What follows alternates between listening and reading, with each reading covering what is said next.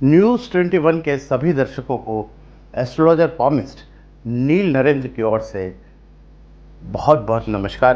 राधे राधे। देखिए, आज का जो हमारा सब्जेक्ट है, यानी आज मैं आपको वास्तु से संबंधित इतनी महत्वपूर्ण, या कह लीजिए कि वास्तु का ऐसा गूढ़ रहस्य आपके सामने खोलने जा रहा हूं जो निश्चित तौर पर आपके जीवन को बदलने में सक्षम है। सबसे पहले मैं छोटी सी आपको जानकारी देता हूं कि वास्तु, जिसके बारे में आप लोगों ने काफ़ी सुना होगा, आखिर होती क्या है। वास्तु का मतलब होता है कि आपके सराउंडिंग जितनी भी चीज़ें हैं उनको व्यवस्थित तरीके से उनकी सजावट, यानी कि किसी भी स्थान पर जो आपकी ऊर्जा है और ख़ास तौर से पॉजिटिव ऊर्जा है, उस पॉजिटिव ऊर्जा को मेंटेन रखना वास्तु के अंतर्गत आता है, यानी इस विज्ञान के अंतर्गत आता है। यानी कि हमारे घर की जो वास्तु है वो इस बात पर डिपेंड करती है कि हमारे सराउंडिंग जितनी भी चीज़ें हैं उनको हमने किस तरीके से व्यवस्थित कर रखा है, जिससे कि हमारे घर में सदैव सकारात्मक, जिसे हम कहते हैं पॉजिटिव एनर्जी जो है वो भरपूर मात्रा में रहती है।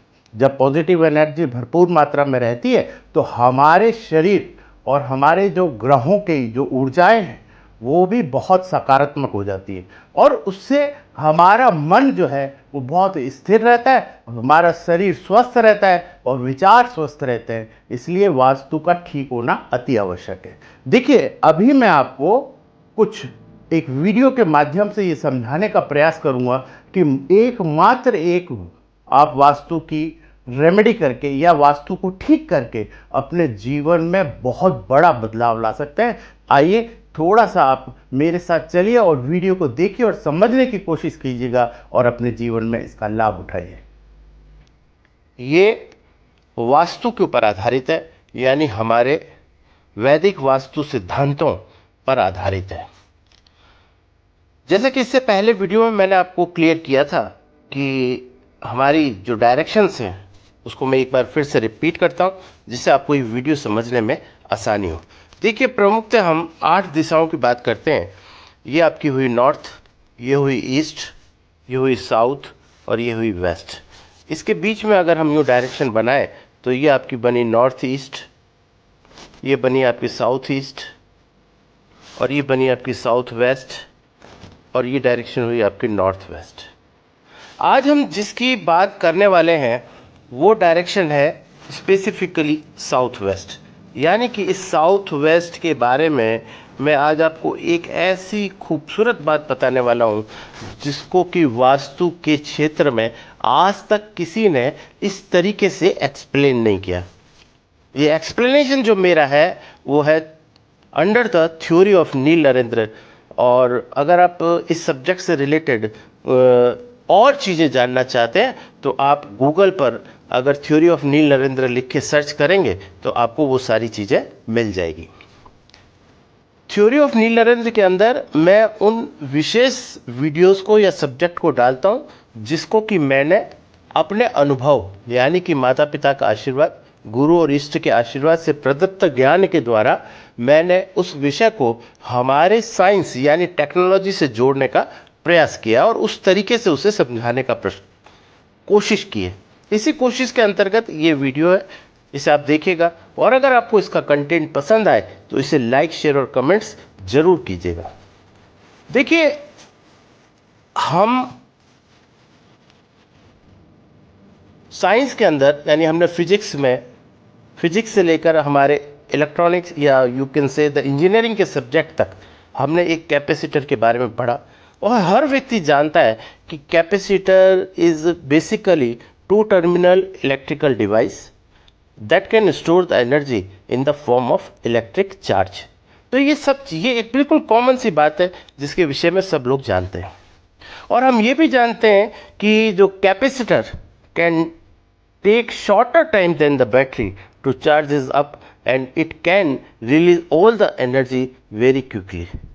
यानी कि एक बैटरी से चार्ज मिलने से पहले ही कैपेसिटर सर्किट को चार्ज देने में या चार्ज रिलीज करने में सक्सेसफुल होता है व्हेनेवर इट रिक्वायर्स।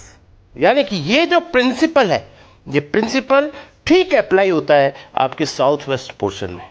इसलिए अंडर द थ्योरी ऑफ नील नरेंद्र मैं हमेशा साउथ वेस्ट कॉर्नर को कैपेसिटर ऑफ द हाउस कहता हूँ। और ये कहने का कारण इसलिए है क्योंकि आपका ये जो साउथ वेस्ट पोर्शन है, ये जो साउथ वेस्ट का आपका जो कोना है, ये हमेशा एक कैपेसिटर की तरह चार्ज रहना चाहिए।